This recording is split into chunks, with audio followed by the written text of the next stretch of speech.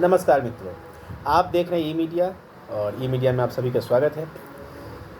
आज मैं एक प्रश्न लेकर के आया हूँ आपके बीच में। प्रश्न ये है कि एक हमारे बड़े भाई हैं जो हमारे फ्रेंड लिस्ट में हैं फेसबुक पे। उन्होंने एक प्रश्न डाला है फेसबुक पे कि इनमें से मर्द कौन है। ये बड़ा टफ सवाल है, बहुत ही मजबूत स्ट्रॉन्ग क्वेश्चन है ये। क्या वो व्यक्ति मर्द है जो इटली से विवाह करके भारत ले आया उसको बहू बना करके, या फिर वो व्यक्ति मर्द है जो भारतीय लड़की से शादी करके और उसे छोड़ दिया हो। तो मेरा इस पर सभी लोगों ने अपना अपना वक्तव्य दिया, अपनी अपनी भाषा में अपने अपने शब्द रखे हैं।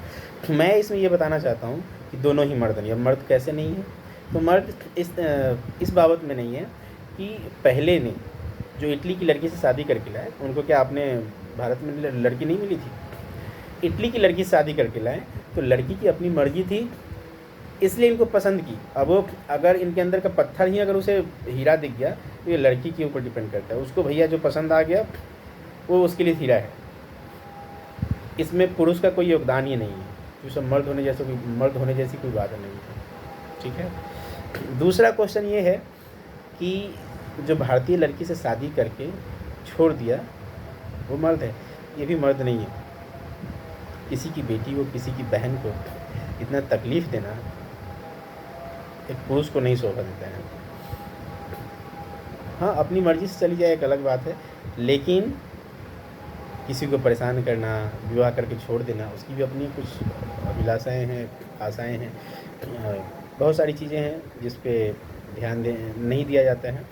तो ये भी कोई अच्छे दर्जे के मर्द नहीं हैं और मर्द की श्रेणी में नहीं आते हैं।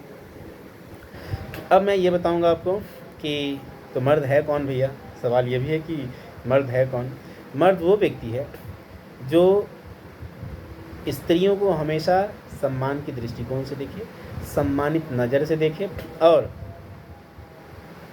देख करके उनको सम्मान देते हुए वापस फिर से अपने परिवार में आ जाए, वही मर्द है। और जो फिसल गया वो मर्द नहीं है। जो नहीं फिसला, फिर जीवन उनसे पूछिए स्त्री क्या है, स्त्री तत्व क्या है, जीवन क्या है, सब बताएंगे वो। ये मर्द के होने का एक पैमाना है। अच्छा, एक चीज़ और है, यदि आप फिसल गए तो ये समझिए ये स्त्री भी कम चालाक नहीं होती है। वो समझ जाएंगे आपको ये फिसला हुआ व्यक्ति है, इसको जैसे बोलोगे ये मान जाएगा, तो कभी आपको सम्मान नहीं मिलेगा। पर इसका ये मतलब नहीं कि उनको हमेशा अपमानित करते रहें। उन्हें सम्मान भी दीजिए और इस समाज में सर उठाकर जीने की आज़ादी आपको देनी पड़ेगी।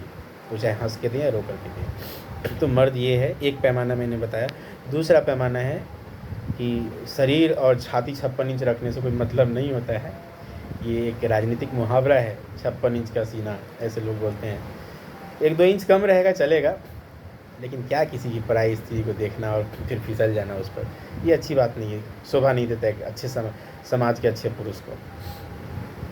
तो ये था मर्द होने का पैमाना। और भी अलग अलग बहुत सारी बातें हो सकती है। यदि कुछ मुझे अलग से कुछ अगर ऐसा मिलता है मुझे, तो मैं फिर से अपडेट करूँगा। तब तक के लिए धन्यवाद।